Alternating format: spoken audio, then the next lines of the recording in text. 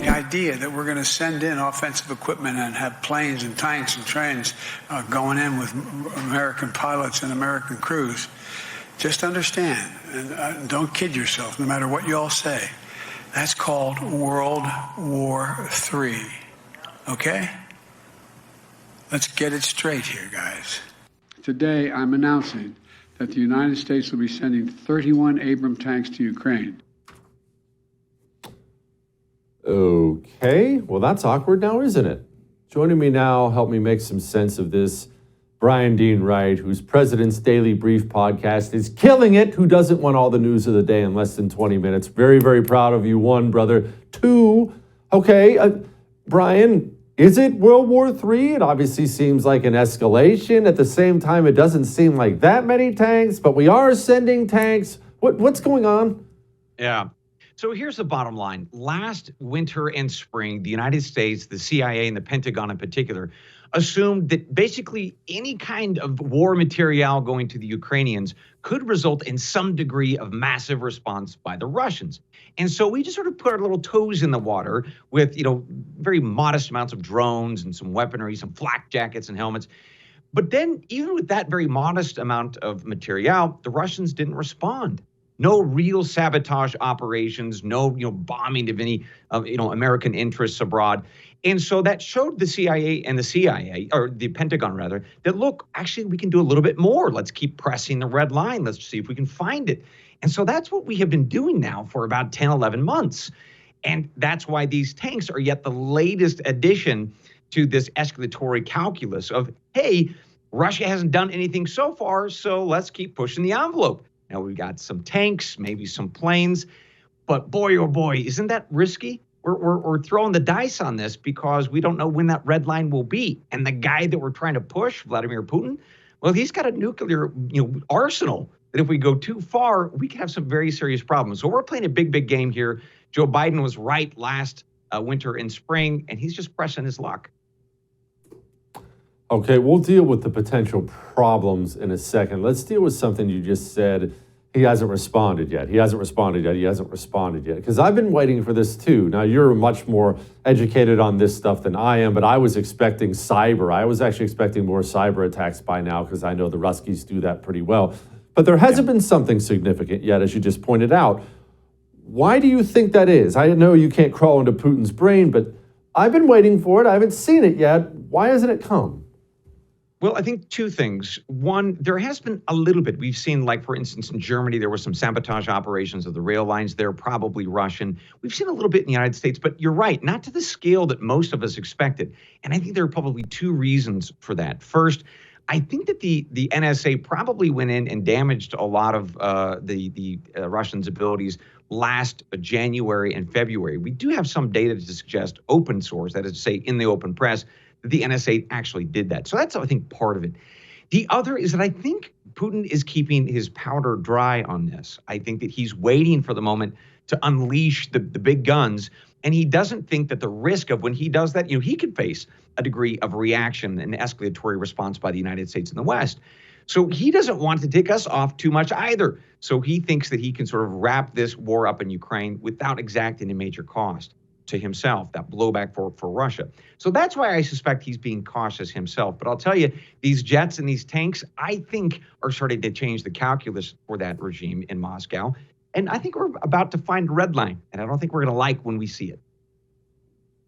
Okay, Bryan, people aren't on the ground. They don't know what's what. And they don't understand, especially because of all the military equipment and personnel that's been supplied by us and others.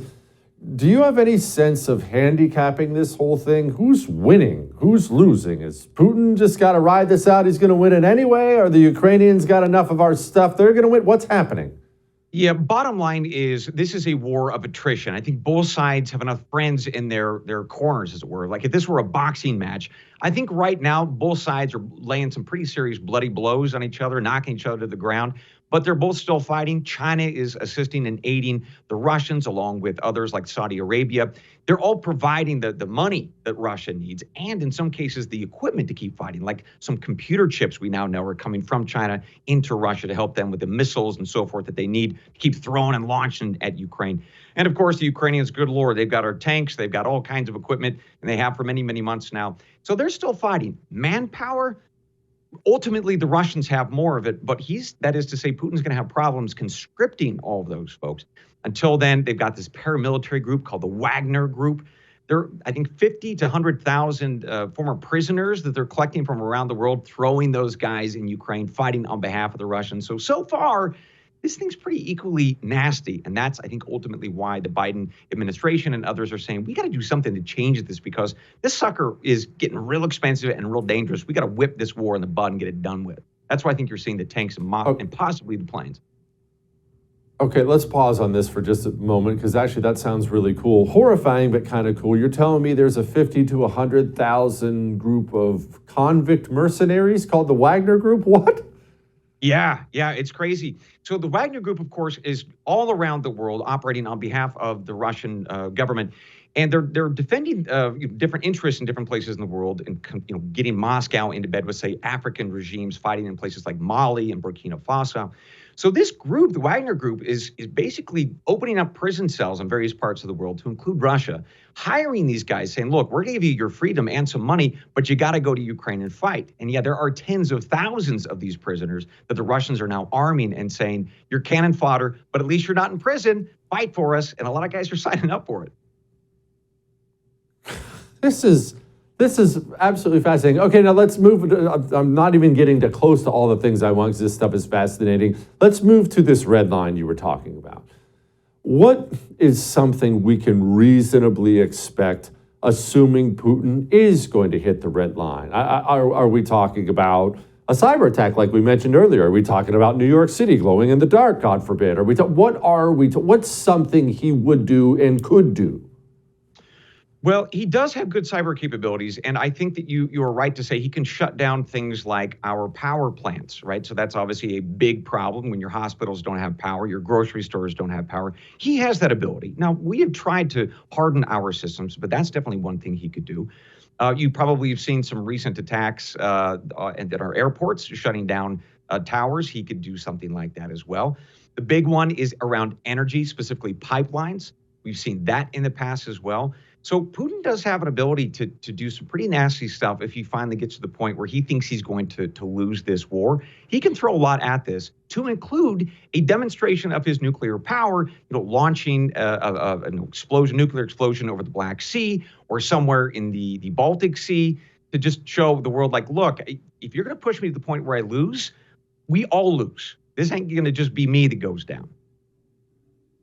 Yeah, that's what I've been worried about. Support the First TV today and get instant access to exclusive specials like Who is Ron DeSantis, the history of FBI scandals, and America's worst presidents. Visit thefirsttv.com/support or download the First TV app to become a supporter and start watching today.